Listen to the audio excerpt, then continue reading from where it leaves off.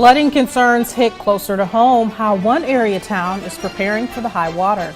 Then the gunman opens fire to South Carolina elementary school, the latest on the investigation. WHBF is local for you. This is Local 4 News this morning.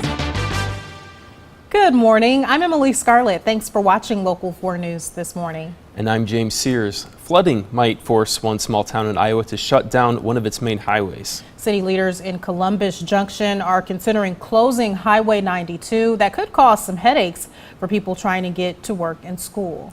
Local 4's Krista Burris reports how the city is responding to the threat. It's going to impact a lot of the local businesses. Sasha Marin lives in Columbus Junction. She says if the Cedar River floods, causing Highway 92 to close, it will hurt her business. I own a photography studio just outside of town, and I've got a weekend full of fall sessions, and it's my busiest time of year, and the flood's going to block that road.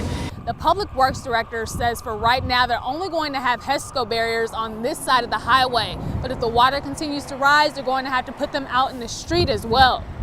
We just kind of rather be safe than sorry, so instead of just lining the shoulder and it possibly backing up and then coming around the end of it, we just made the decision that we will probably shut down the highway and keep all the water out. Columbus Junction Mayor Daniel Wilson says he understands how the closure could affect people trying to get to school and work. We communicate with Tyson in particular because they have a large workforce as to the road closures and when we think that might happen. But he says the closure would be short and isolated. They're looking at possibly shutting down Highway 92 late Thursday or early Friday and opening it back up on Sunday. It can be closed very quickly. It's not a situation where we'll need volunteers for sandbagging and things like that.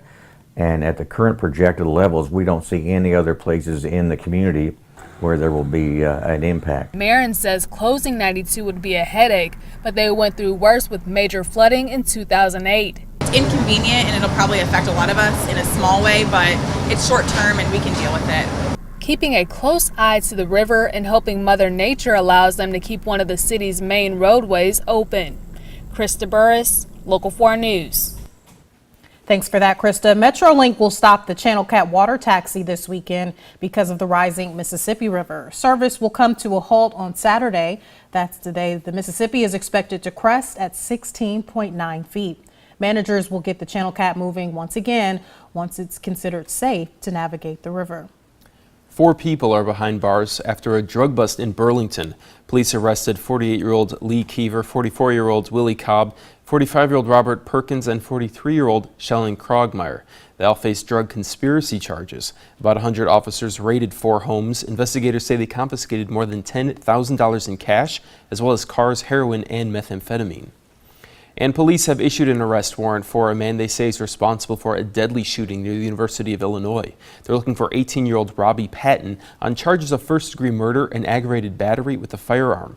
A 25-year-old man died early Sunday morning in the shooting near the university. 3 other people were hurt. This morning, authorities in South Carolina are trying to figure out what led to a tragic school shooting in a rural town. The gunman, a teenager, first shot and killed his own father before going to an elementary school. A teacher and 2 6-year-old boys were shot. One of those boys remains in critical condition this morning.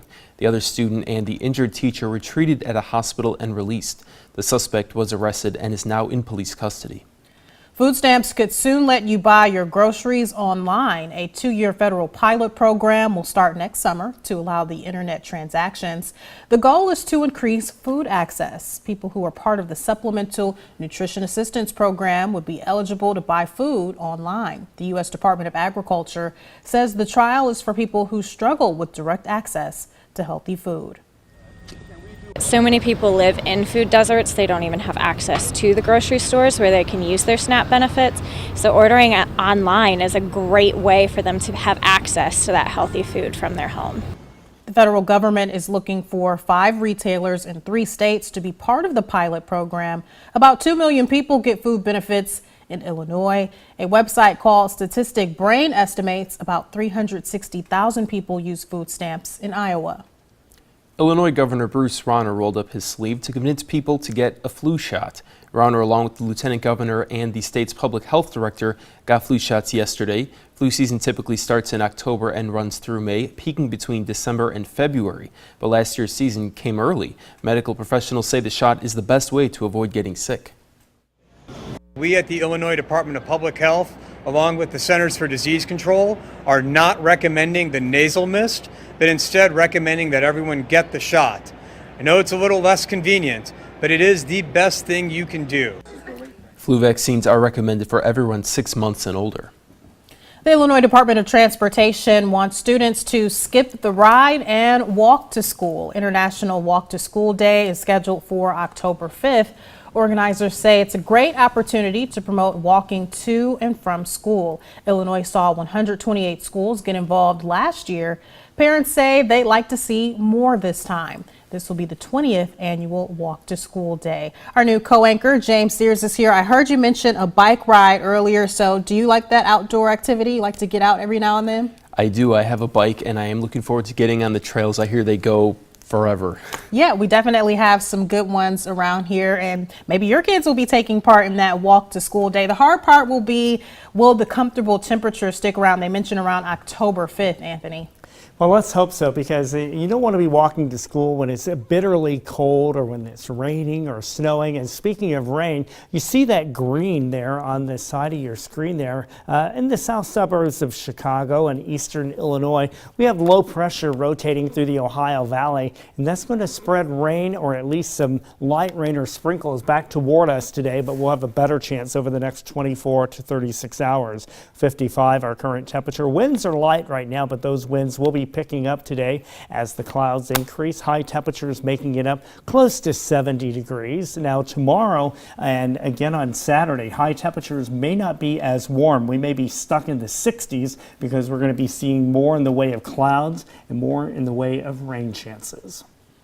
Pack your umbrella. Yeah, definitely carry your umbrella tomorrow. Today you probably won't need it because it'll be nothing more than a light shower or sprinkle, but you'll definitely want to have it handy tomorrow and Saturday. Always good to know, especially when you're talking our weekend, Anthony. Thanks Yes. for that. The Hawkeyes say they will win this weekend even without a key player. Plus a homecoming rivalry, that and more in your morning sports. Stay with us. You're watching Local 4 News this morning. The time, 6:38. WHBF is local for you with James Sears, Emily Scarlett, and meteorologist Anthony Peoples. This is Local 4 News this morning in high definition.